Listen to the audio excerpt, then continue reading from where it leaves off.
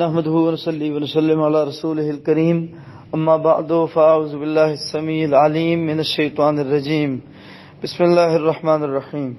بھائی نے سوال بھیجا ہے، کیا غوث پاک کی غائبانہ بیعت لینا صحیح ہے، اور اگر صحیح ہے تو اس کا طریقہ کار کیا ہوگا؟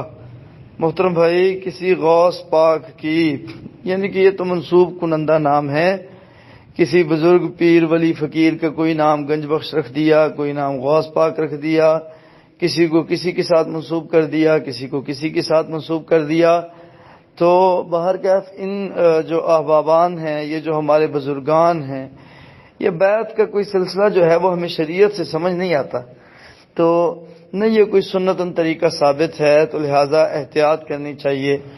ایسی کوئی بیعت جو ہے وہ نہیں کرنی چاہیے، نہ اس کا کوئی جواز ملتا ہے۔ اللہ بارک فیکم۔